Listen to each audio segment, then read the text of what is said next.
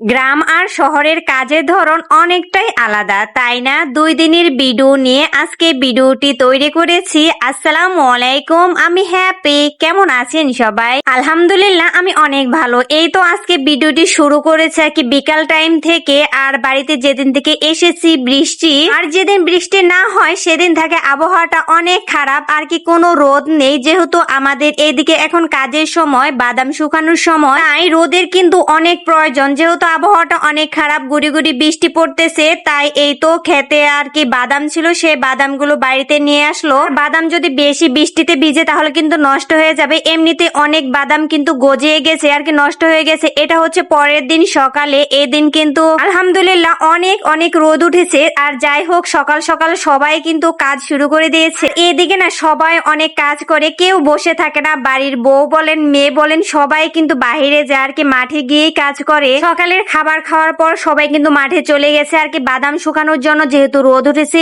এর জন্য বাদামগুলো আবার মাঠে নিয়ে গেছে শুকানোর জন্য। আর এইদিকে আমি আর আমার ভাগ্নি বাড়ির উঠানে কিছু বাদাম শুকাতে দিলাম, কারণ উঠানে যেহেতু ভালো রোদ থাকে। আমার ছেলেও কিন্তু বাড়িতে এসে অনেক কাজ করেছে, দেখতে পারতেছেন। সে লুঙ্গি পরে, মাথায় গামছা পরে, একদম এই তো খাঁচা নিয়ে আর কি খেতে গেল, মাঠে গেল সে বাদাম আনবে বলে। যেহেতু আজকে অনেক রোদ উঠেছে আর রোদের মধ্যে যেহেতু সবাই কাজ করতেছে, এই জন্য এই তো 1 কলস লেবুর শরবত বানিয়ে আর কি মাঠে পাঠিয়ে দেওয়া হলো, সবাই মিলে খাবে। এর মধ্যে দেখেন কতগুলো আম পেড়ে নিয়ে এসেছে। এখন আমগুলো আমি কেটে নিচ্ছি। এখান থেকে অর্ধেক আম হচ্ছে ভর্তা করব, আর অর্ধেক আম দিয়ে আমের জুস বানাবো। ঈদের আগে কিন্তু বাদামগুলো শুকানো শেষ হয়ে যেত যদি রোদ থাকতো। যেহেতু রোদ নেই, শুকাতে কিন্তু একটু দেরি হয়ে গেছে। আর অনেক বাদাম কিন্তু নষ্ট হয়েছে। বাদাম শুকাতে তেমন বেশি রোদ লাগে না। আর সত্য একটি কথা বলবো, আমার না এই গ্রামের মানুষদের এই কাজগুলো দেখে না আমার কেমন যেন ফাফর করে। আর আমি এই কাজগুলো একদম করতে পারি না। হয়তোবা চেষ্টা করলে পারবো, যদি বিয়ের পর থেকে গ্রামে থাকতাম হয়তোবা এতদিন এই কাজগুলো শিখে যেতাম। আর মানুষ পারে না এমন কোনো কাজই কিন্তু নেই, তাই না? যেহেতু ছোট থেকেই শহরে থাকি, তাই এই গ্রামের এই কাজগুলো দেখে কেমন যেন একটু অস্থির অস্থির করে। তাই যাই হোক,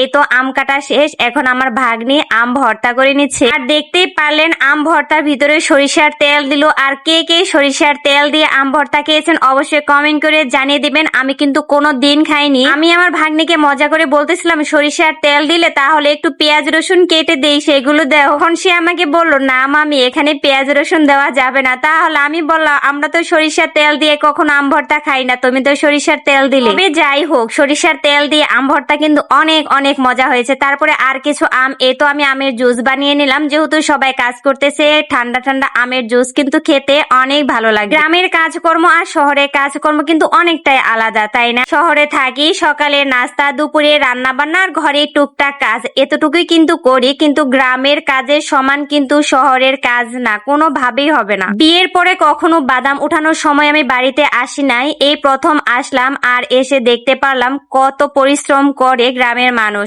আর এই তো দেখেন এখন আমার ভাগ্নি বাদামগুলো উল্টিয়ে দিচ্ছে। যারা যারা এখনো পর্যন্ত আমার ভিডিও সঙ্গে আছেন তাদেরকে অসংখ্য অসংখ্য ধন্যবাদ। আল্লাহ হাফিজ।